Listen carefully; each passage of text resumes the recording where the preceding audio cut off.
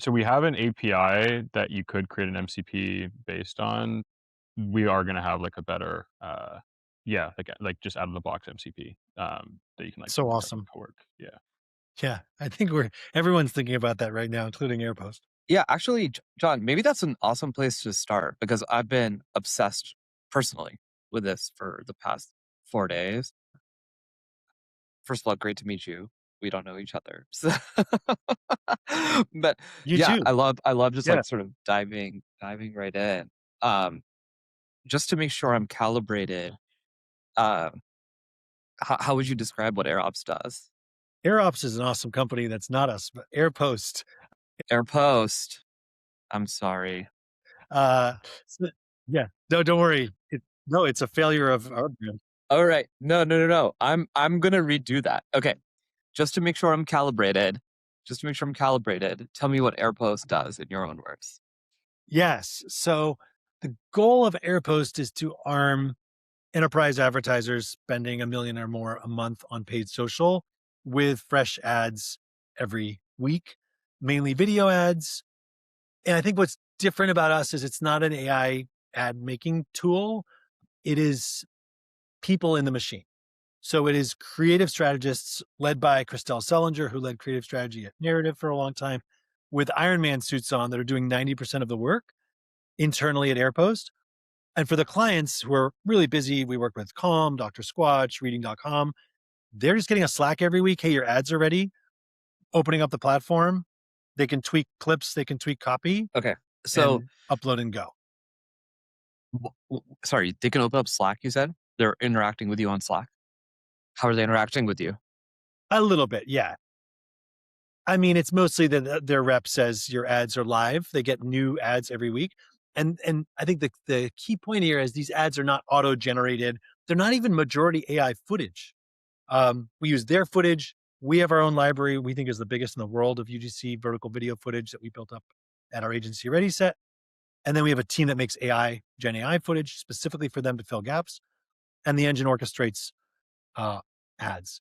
The biggest piece is actually the learning loop. So we have analytics. We're like tapped into what's happening with the ads, this whole taxonomy. It's a whole longer story. But what we are building, the vision is the full loop.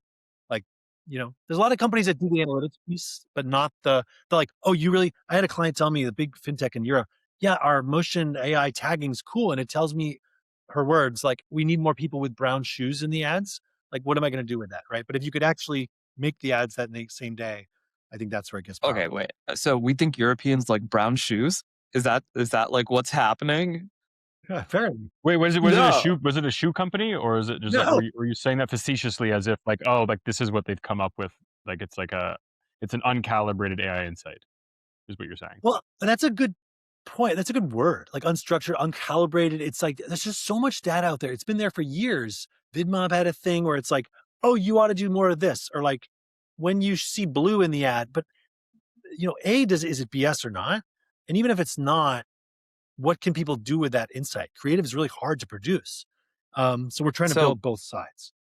there's this big thing right now, I think in like, let's call it SaaS land, for lack of a better framing, of like how the workflow actually happens and who's doing what. So in your system for the workflow, how is the customer interacting with your let's call it a service for simplicity. How's the customer interacting with your service? Is it through Slack? Like what are they doing today? There is a platform. They're logging into AirPost, the client portal, and there's 3 tabs. There's the brief, which is like a living brief that's like the value props, the ideal customer profiles, things like that. It's a living brief. If they adjust it, it adjusts the ads they're getting. There's an assets tab. That's the 3 baskets of assets. Their footage, 100,000, 300,000 clips we own, and AI footage that the engine's working with to make the soup. And then there's the ads tab. And then once a week, 10, 20, sometimes 40 net new Andromeda friendly ads appear. And then they can go into those ads and they just do the 2 things that 90% of people want to do: edit the words that are being said on the screen or in the voiceover, or edit the clips. I don't like the way that guy sits on the couch. Do you Swap think that they out. want to log in? And then they're off and running from there. That's a good question. So I'll be honest, we have clients who do log in and do make a lot of tweaks and edits and say, oh, can I add an emoji here? We have a lot of clients or shop who are like, they don't log in. They don't log in for weeks. They're just like, yeah, whatever. I go in to get the ads. I upload them. They work. Like, performance has been awesome. We could talk about that. That's the larger point of all this. But, and we both know the question that begs. It's like, do we need these interfaces? I don't think anyone wants to log in to anything. That's my personal view. I hate logging in. I can't even remember my password half the time. Forget about the interface once I log in. The act of logging in is irritating. I don't know, Jeremiah, Zach, what you guys think, but like over this past week, I have never. I mean, I think, did you just say that did you just admit to not using a password First of all, manager? I do not. Because that would be insane. I do not use a password manager. I can't believe I'm saying that publicly. Oh, wow. That's insane. That's insane. Holy crap. That is the most insane thing I've ever heard. So that's true. The second thing that I think would be kind of surprising to you guys is I don't know what is in the air, but over the last 5 days, I just don't believe in I have so little confidence in any interface right now. So much so that for the first time ever, I actually like downloaded Claude Code, both in VS Code and in Terminal, to interact with things because I'm just like, this is insane that I am confined by what I can do based on someone else's decision about what should be in the interface. That is an insane constraint. And I'm like realizing this in a very visceral way this week. I'm curious what you guys think. I think that's really interesting.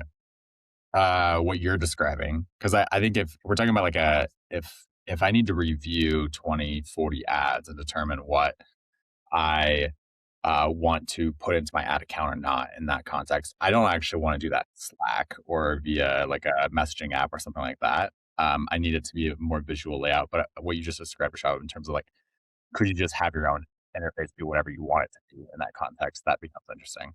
But I still feel like you need some sort of interface for that type of work outside of a chat window. I think that the biggest truth around all of these conversations is that like our opinion, meaning the people on this call, is so muddied by our like past of building software in which now we have opinions and taste about some of these things, and the expectations that I think the average person is going to have opinions and taste about these things is so much less than ourselves. I think that could that be something that humans adapt to over time as they start using more interfaces? Like for me, like the most beautiful thing about Claude Code and is that I actually can now make more interfaces for things that I want. Right. It's not that I want Right. less interfaces. Like it's like Right. I am actually a heavily visual person in which like for me to not have interfaces for certain things and not have proper visualization, I can't actually consume the information. And so like I could see it evolving over time, but I don't think that this is like a widespread thing that like people don't want to log into software. Like I think it's just like people want to log into good software is like the truth. I think there's something in there. There's a through line that is truth here. I'm not sure if you guys saw Nick Shackelford's tweet recently that went viral, but like imagine on the topic of interfaces, imagine every time you needed to check the time, you needed to ask AI what the time was. It's actually way nicer to have an interface that tells you the time, so you can get the answer without having to ask for it, right? So you just look at your phone and you have the time, right? I'm not sure if you saw this tweet, but Nick Shackelford said 99.9% of you using AI in your daily number crunching are probably so fucked with your data. There is some like midwit on Reddit is saying that they relied on AI. That's their expectation from the AI to give them their numbers. And the numbers that they've been operating off, the information they've been using to educate the decision making is all wrong. And everyone in the comment section is saying the exact same thing, right? They're saying, yes, this is the problem. AI is notoriously bad at math. It'll catch up eventually, blah, blah, blah. Such a bad take. Right. But like the idea here is you're trying to get the truth. You're trying to get to time to maybe, right?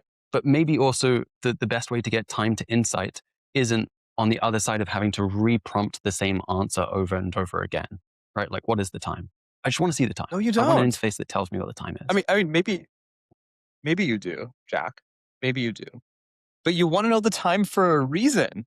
Yeah, it's an extra step of friction otherwise. Like imagine I had to ask Claude, right? Like imagine I had to ask Claude to build me a widget to put on my the home screen of my iPhone every time I wanted to know the time. I don't want that, right? I want it to tell me the time the second I look at my phone. Well, no, you ask it once and then it's always there. Like it's not. Yeah.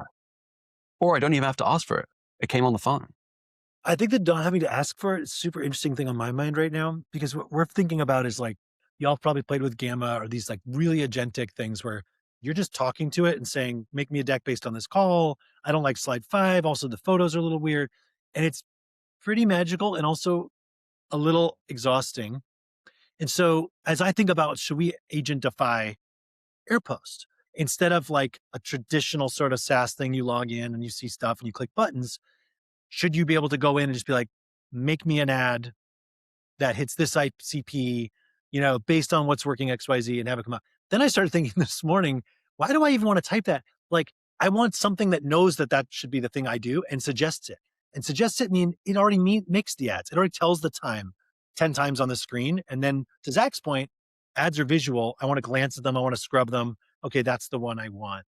So it's like, we're all talking about the same thing. It's like where you move the curtain, either like you make people do it all themselves, which is cool and powerful if you're a person who wants to type a bunch of things in, or you just agentically make times for them to go look at and choose Yeah, from. I totally Does that make agree. sense? Yeah, I think it makes sense. I'm just not someone who wants to reinvent the wheel. I don't want to reinvent the wheel at all. Like if it already exists and it's there and there's no friction to getting my answer, I'd rather that than rebuilding something. Jack, can I ask you a few questions? I promise I'm not debating for the sake of it, but Yeah, of course, yeah. like I have had such a big mindset shift this week, and I'm just curious how you would think about this. When you go work out, what do you want the clock to say? Like when you're working out, like whatever, however you like, do you do weight training? Like what do you do? Do you run? What do you do? I don't want to look at the clock when I'm working out. Yeah, I do like body weight workouts and I run. Okay, amazing. What do you want your timekeeping device to be telling you when you're doing that? Nothing. I don't look at the time. I'm sorry. This is probably not going smoothly. I don't look at the time when I'm working out. Oh, you don't? Oh no. Okay. All right. I'll just give my example, okay? Because I'm just going to simplify this. So when I go work out, I'm trying to do sets every 3 minutes, okay, to make sure that I'm resting appropriately. So, and I know the global time is I want to get the workout done in an hour, but like actually the most relevant thing for me is like sets of 3 minutes, okay? So that way my body gets enough rest, yada yada, and I'm not trying to get hurt. So in that context, I don't want to know the time. Like I want to know where I am in the 3 minute interval. If I'm running, I want to know my pace and I want to know how much I have run.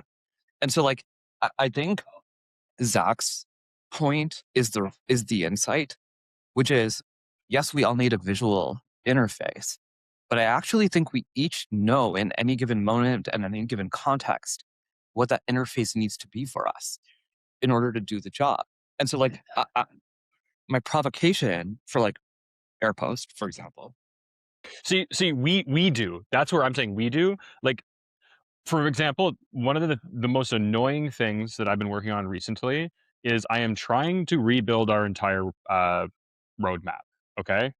I hate project management tools, which is why we seemingly switch project management tools. We switch project management frameworks. Like, and like I've been talking now with Claude Claude Cowork to like come up with our new project management framework and like blah blah blah blah blah blah blah. But there's no still like really good project management software where it's like, this is what I want to accomplish in the next 90 days. I know nothing about project management like practices and things like that. Here are the resources that we have. This is how like I want to get. Here's an example of how granular I want this project to be broken down. Do it.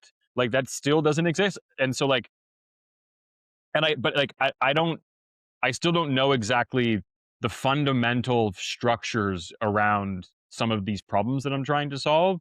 And so therefore I actually don't know the interface yet. And this is where I'm saying like there needs to be, this is where interfaces come in. It's like when you aren't so far down that path in which you have opinions about it. And I think a lot of software users fall into that category is like, I'm sure John has people that log into AirPost that like they haven't been obsessing about ads for 4 to 5 years. Maybe they previously only ran display at wherever they were working before, and now they're getting into social. It's like they actually don't have that much of an opinion, and they are looking for tools to give them some opinion on the way that it should be doing things. Yeah, it reminds me of the question of thinking about this visual versus not visual. Slide your feet into the shoes of like a VP of growth at I don't know, Curology or, Dr. Squatch, whatever. If you could type into a platform, if you could sign a partner and say, make me ads that work, make me ads that make me more money. And it's like, got you. It's 2027. Here's what I'm going to do. To make a bunch of ads. You're not going to see them. Is legal cool with it? Oh, no, here's everything legal says we can say and not say. And also, please check the latest FTC guidelines. Yeah, we got that. We won't put anything that doesn't do that. And we're going to put cost caps on it. We're going to run 100 things this week and we'll take care of it. And you pay us 3% of the outcome and we got you. And then it just goes and makes video ads. Do you care? I'm being a little extreme just to make the point. But it's totally. I think Zuck has said in earnings calls, 3 earnings calls in a row, that that's where he wants to take Meta, right? Or at least last year. And the pushback you get from the brand folks, and I'm a recovering brand guy. I was at Airbnb for 3 years. I went to Miami Ad School to be a creative, and I love creative and I love brand. I do think it's important. Is I think a lot of wishful thinking to make it go away. Like, well, wait, what do I do now, et cetera, which is understandable. And I think everyone's going to be just fine in the new world. And it's funny, the vision for AirPost a few years ago was a CMO with a coffee in her hand, walking through the Manhattan to work, swiping left and right, like Tinder swiping. Yeah, that looks good. That ad, no. Yes, no, yes, no. And I would even advance it now and say, and that's just training. And then eventually she doesn't need to watch the ads anymore. And eventually we're all laughing about this podcast in 5 years because like every company's running hundreds, thousands of ads. They're all finding their niche ICPs and, creative is the targeting. And of course, no one's watching them all. And of course, no one's prompting anything. Ha, ha, ha. Like, I do think that's where we're headed. Totally. I like that. It reminds me of agents, operating agentically, having agency, right? It's bypass permissions in Claude code. It's I trust you, go do it, right? It's delegation. It's the reason that you hire people, right? And I think, Jack, that tweet you showed is the brake pumping that some of the scaredy cats are doing, where not scaredy cats, just like, I just sigh when I see that, like Rishabh did, because it's like, you did put the caveat in that people in that thread are like, well, we know it's going to get better. I think people intellectually say that. I think they're emotionally pumping brakes, like cartoon character, like with their feet in the sand going forward. But come on, like, we're not even talking about hallucinations a fifth as much as we were a year ago. All the things they're complaining about are going to go away in maybe 6 months, 2 years. Who cares? Like, I think it's much more interesting. They're already gone, actually, John. That's the crazy thing. The hallucinations people are talking about are already gone. Okay? This is user error. And if 100 people analyze their sales data like that guy, probably 95 of them would have had no problems. It's just a viral tweet. You know what I mean? The big issue, though, ultimately, the big issue, I think, it comes down to an emotional reaction that many of us have, myself included, in that, like, okay, do I actually want a world where AI is this capable? Because ultimately, then you, like what you're talking about with the brand person, right? The problem there isn't that the AI can't do it. It's that you want to have control and you want to put your own stamp on something. And if AI takes that away from you, what does that mean for us as humans? And I think that's the big question, right? And I think this is the thing that I'm trying to work on with. I mean, I don't know what it's like for you all, but a lot of the people who work for me are scared of AI, and I myself again included. I kind of fall into that camp in some capacity. I look at like what the future could be, and I actually don't love the idea of that future, but I can't stop it from coming. So, what does it look like to actually fully embrace being the most human version of myself that I can be, and enabling that for the people who work for me too? And so that's how I've been kind of trying to think about it. And I actually don't know the answer to that, but I think I know we've talked about taste and some of those kinds of things. And so where do we as humans fit into that world? And I think that's kind of the big thing that scares people. And that's why we see the pumping of brakes, like you're talking about. It's that a lot of us don't want that future. So I think there's two types of pumping the brakes. and there's two avatars of it. One is the thing that I'm doing right now that is paying for the food that I eat tonight, and the roof over my head is going to go away, and so therefore I'm pumping the brakes. The other form of pumping the brakes is where I fit, and it's that like what you realize when you start using AI tools a lot is that you realize that actually all of your work becomes important work, and you no longer have the escapism of bullshit work. And so a lot of us cope with things like our email inbox and a document that our lawyer sent, and we pretend like we're doing work, but we're actually taking a break. The truth is that when you actually adopt AI tools, 100% of your time is really shrewd decision making, and it makes your day much harder. You're like I try, like it is an exhausting reality of the world, and like it's actually not the fact that we're going to go away. And there was this study done about companies that had full adoption of AI across the entire workforce, and hours worked and intensity of work went up, not down, on the companies so it's like that's where I'm like, fuck, like I don't know if I want to work this fucking hard. No, because the problem, you want to know what the problem is? You want to know the problem is because you become the bottleneck. And it never used to be that. I mean, it used to be that way if you're like the CEO or founder, because everybody's asking you for shit all the time. But everyone is now the bottleneck to their agents. Okay. I have like explicitly told our company, if you don't have workflows where agents are asking you to do things because they don't currently have the tool set to do it themselves, you're doing it incorrectly.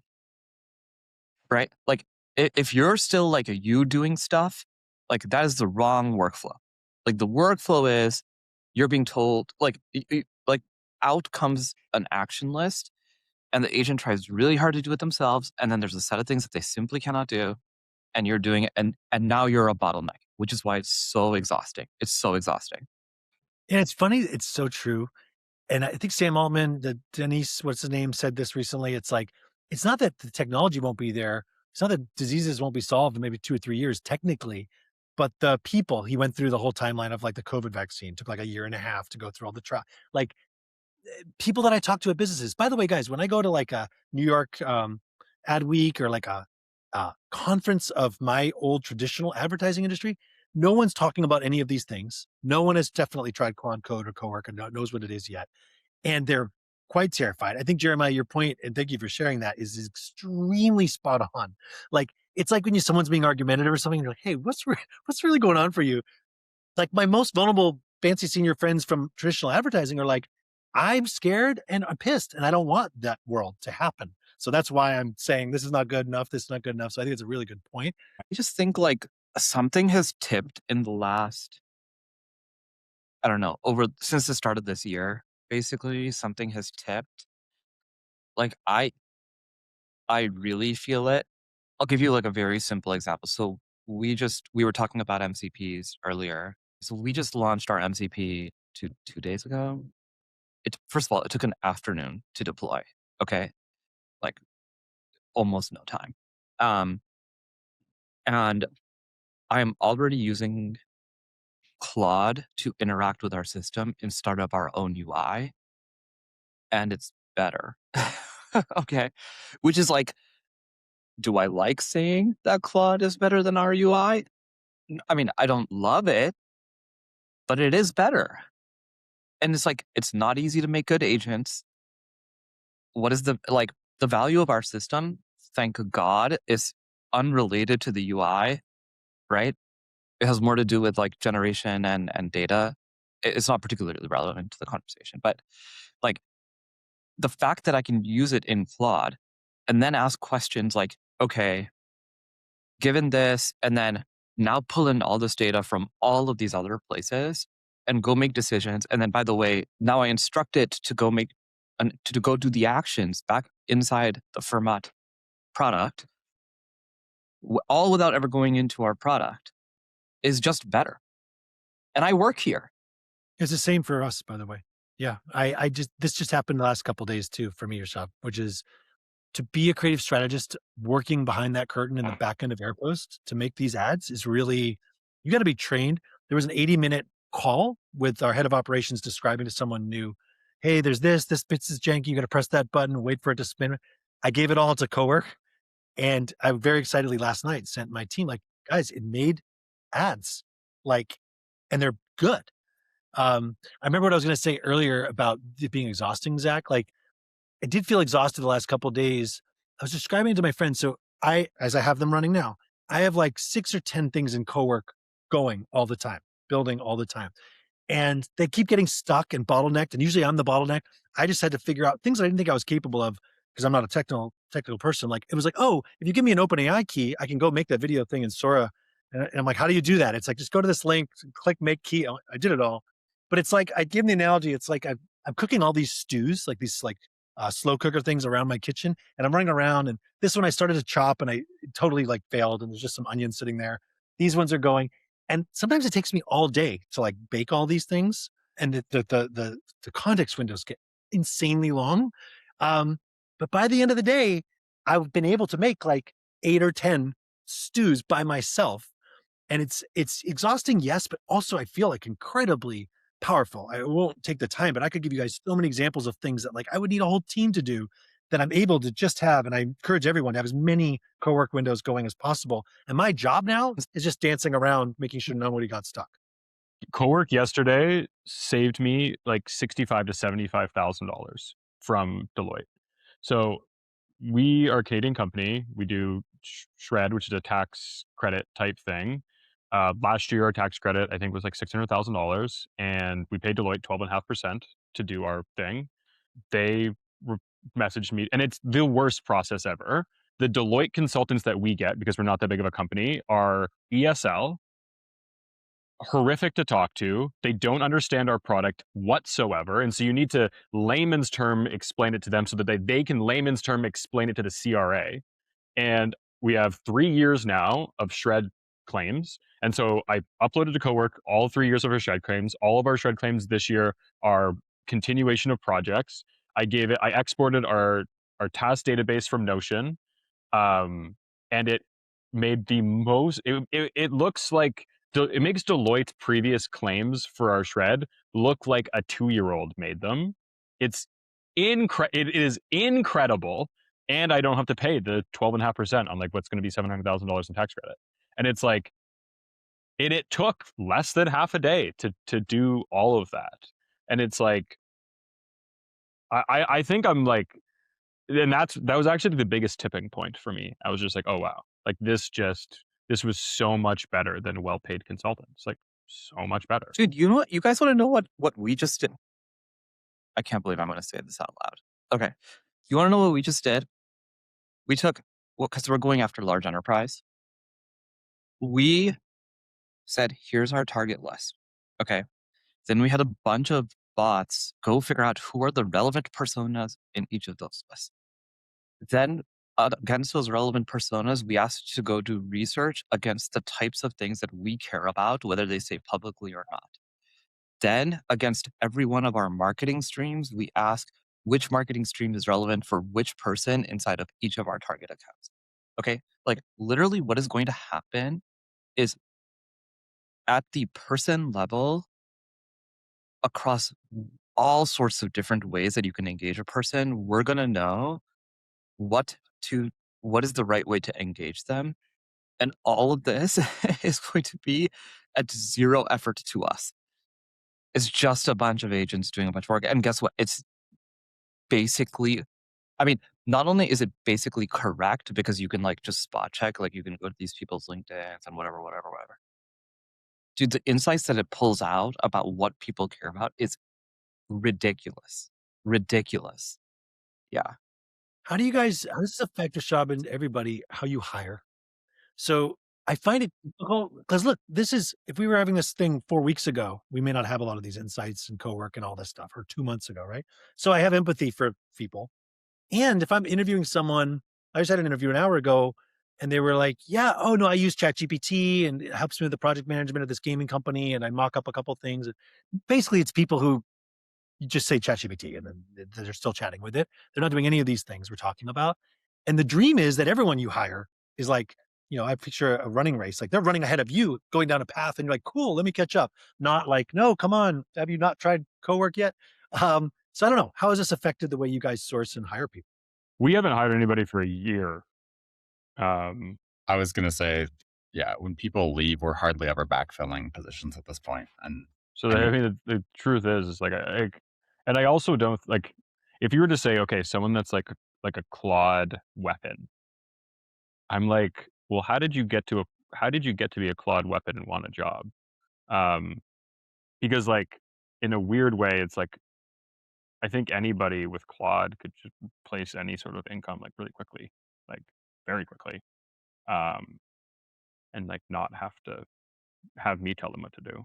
Um, so I think like it's really just like I think it's more of like you want someone that's like I mean, not a Luddite, but I willing to think, learn. And yeah, yeah, this is going to be provocative. And I know there are people at my company who listen to this. So I have to be careful how I say this. But the, I think the end state reality is either you're one of the people who embraces it or you're not.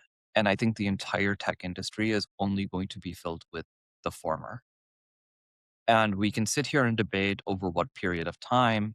I'm not sure how relevant that debate is. Like, is it by the end of this year? Or is it in 2 years?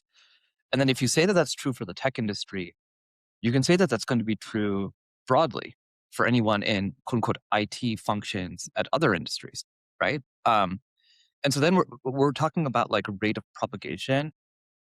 5 years feels like an incredibly long amount of time. Like it's for sure not 5, and like 6 months is too short because like humans just can't. I mean, like we're just not going to change that fast. So it's like some number in between those two. At our company, I mean, what I am literally telling people is I'm just the messenger. Like this is happening whether you like it or not, and I'm trying my best to be a good messenger and tell you what the expectation is going to be. And you and I can disagree at what period of time that expectation will change for everyone. But given that I'm the messenger and given that I'm giving you the opportunity to make yourself in camp one, you should take it. Because if you don't, it's going to be much worse. And that's like the best way that I can push people to where they need to get to. It's because unless they understand the inevitability, which is what I'm trying to characterize for them, it's like, guys, this is not me asking.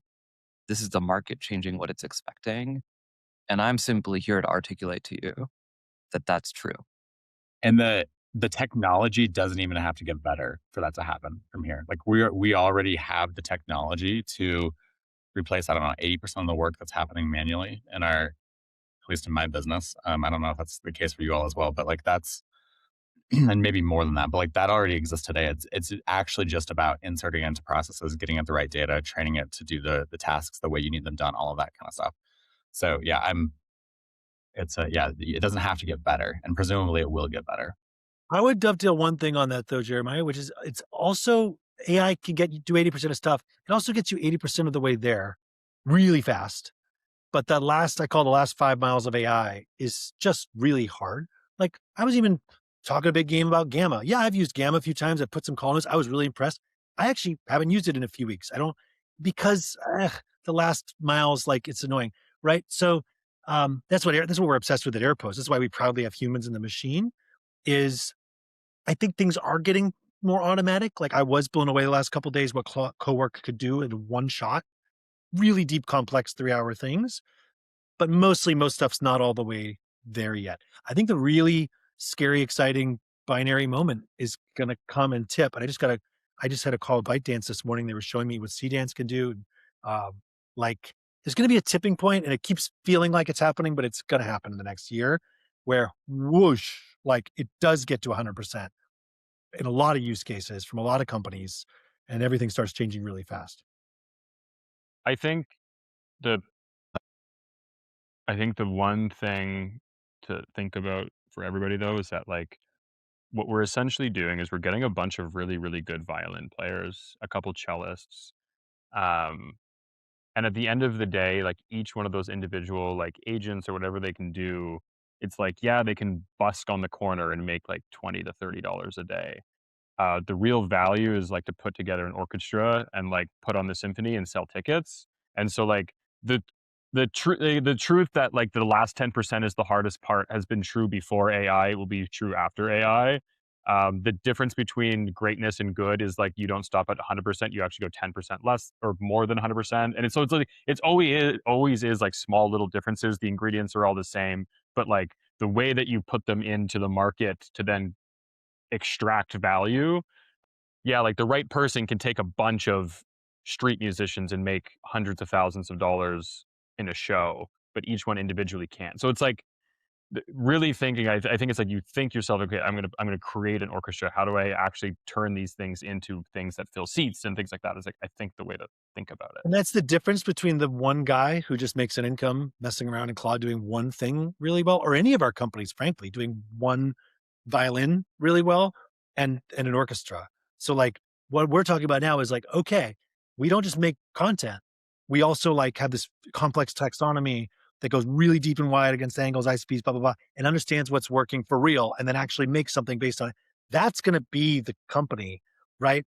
It's not just Meta by next year. We're also doing TikTok and Snap and what's going on CTV with Vibe. But if we don't build that orchestra, we'll just get drowned out by some kid who builds an AirPost in a year. Yeah, I mean, I think like it's funny that you said like the framing of the orchestra.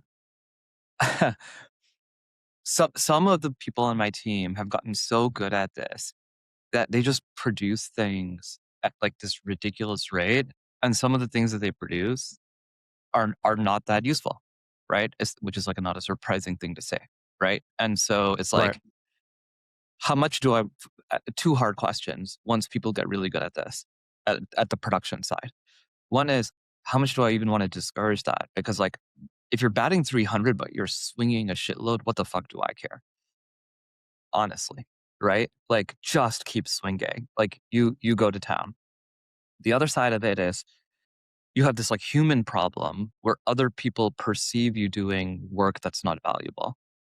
And so you have to like think about, how do I frame how this person operates to the rest of the company, and or how much feedback do I give them to just like take a second to think about whether or not like how do they approach the problem statement and framing like what is actually going to matter for people, so that way they like put their effort into the right thing. And like even if it doesn't work, which like I candidly don't care if it doesn't work, there's a way to articulate why they worked on the problem in the first place, right? If for no other reason than to like manage everybody else's psychology. um and I think that's actually becoming way harder because we have like 30% of the company now operating this way, I want to say. I think like we're probably going to be able to hit 70 by end of April based on like some of the actions we're taking internally. But dude, those 30%, the rate at which they produce things is insane. Like it is, there is zero question the difference in output between that, like them today versus them 3 months ago. It's like a 5x difference. Tell me what you guys think about this. I think what we're seeing is a sort of increase in the velocity of execution in software businesses, right? Where we've already seen this in different markets. In DTC, it was drop shipping, it was the availability of products overseas. So so many brands out of the woodwork selling the exact same products. Where you have this velocity of the ability to execute, but sometimes really poor direction. Doesn't matter that you can execute, you're executing in the wrong direction. It's not something that anyone wants to buy. I think that's maybe what we're seeing. I'm not sure if you guys have heard of 10-80-10, the idea that you have 10% at the beginning, which is direction, 80%, which is leverage, performed by humans or agents, and then 10% at the end, which is evaluation, a review, that kind of decision of the second order effects of cybernetics, right? You're looking at what's happened and you're deciding where to go next. It's direction again. Maybe that just becomes, I'd be curious to hear what you guys think. 198-1. And the most important thing, like Zach was saying the other week, is the product manager, the person who can make bets, who can make executive decisions and place entrepreneurial judgment in the right direction. I think the leverage Because is it's going not to go from execution, is it? to 98. It's a really interesting model. I think it is going to go to 98. I think the one will be really critical. I'm not worried for humans. I think that directing where to point the rocket before you put the AI rocket fuel in is going to be more important than ever. I just had a call before this with a design leader at Amazon who was saying like, you know, the taste making is the most important thing now. It was actually interesting when he talks with Claude Code.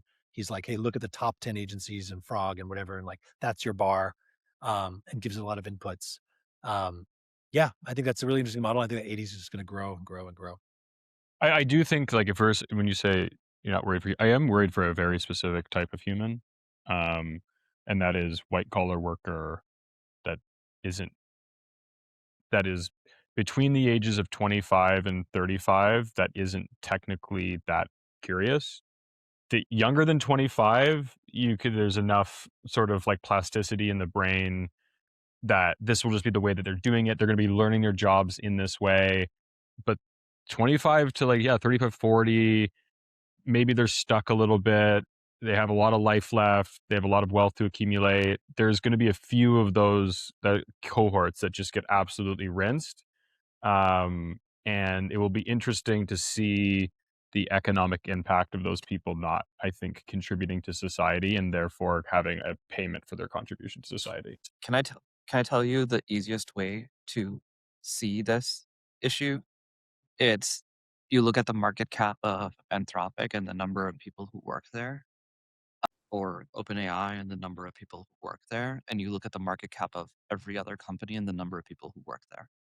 And it's like the most sort of visceral way to fully understand that the total number of people who will actually use these tools well in a way in which is at the leverage point that is going to be expected by the market is a fraction of the current workforce in technology. I want to be clear, in technology. I'm not worried for the, like, I'm not quote unquote worried because humans are really good at figuring out what to do. But I think it is Technology is not, it's not even as bad because those people, the technology market's going to grow so much. I think the issue is like Totally. white collar worker. I understand. I Like- understand. I like, understand. You know what I'm saying? Accountant. Like not in technology. Yeah, like I that is like understand. way Yeah, worse. Yes.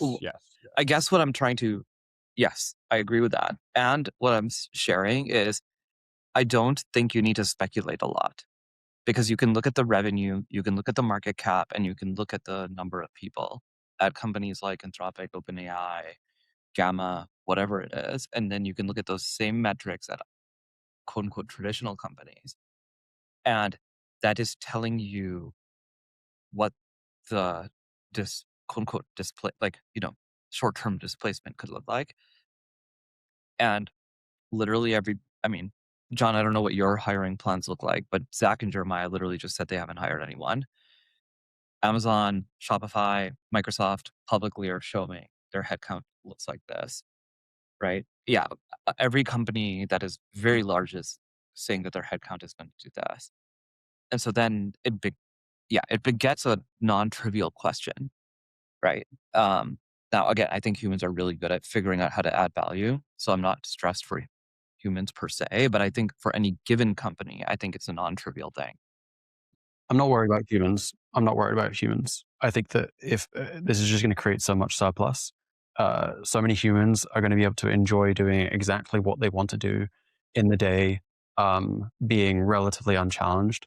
That's not where I want to be, but that's, I think, where a lot of people are going to find themselves. We have this miracle in the United States, in England, in Canada, in Australia, where people will sit around all day unemployed and not die, right? They're totally unchallenged and they're actually enjoying life, right? They're watching Netflix. They're eating, by all geographical and historical standards, good food. France probably too. Yeah, the whole of Europe, right? And I think that's only going to accelerate. It is interesting though. Like, I don't know. I mean, do you all think there's a world in which it's like we have like a 10% employment rate, and it's basically like you've got everybody? You don't think so? No, I think this normalizes over time. There's actually two other like things. It's like one, like the consumer debt service in America. Like I'm not saying that people won't be happy to sit around and do nothing, but like if they lose their car, I think they would or something. And just if you just look at like where that's at in America right now, it doesn't really matter like long term what happens. Like actually small faults can create like really big problems, specifically in that. And so I actually think that long term, yeah, not worry about humans. We'll figure out a way to create value and like prosper. but like specifically like in America and like other Western countries that have like a lot of consumer debt, I think that right now like any sort of like pullback in employment because of changes in market like actually can make like a really big impact on people in a negative way. Can I circle back to a SaaS thing? Which, by the way, I'm going to make a prediction. I bet this will not be called SaaS operators in some period of time. We call it No, agent I think operators. that's a good prediction. But business model. So for those of you that charge by seat or it's not really directly outcome based or usage based, if the world goes agentic, if it's not just, few of us, but it's millions of people in a year and a half who's are using their agents to go do stuff in our products, and they're not never looking at the interfaces. They don't need more than one agent to do it all. Has that gotten you guys thinking about how you charge? Totally. I mean, I made a public comment on it and got in trouble for it. I think per seat is really hard to continue to charge for because every customer will demand an MCP at some point in time, at which point the per seat thing by definition is dead, right? And I think like I think if you're not associated to usage or outcomes, it's going to be really hard for someone to rationalize how to think about you because they're going to think about everything else in usage and outcomes. And so you have to make your way to usage and outcomes. And speed with which you make your way there, I don't know. But John, I mean, you like your customers must be like asking for this, right? Like there's no greater thing that someone wants to pay on a usage basis than ads, right? Like I want to pay for the ones that I use. We charge a minimum fee.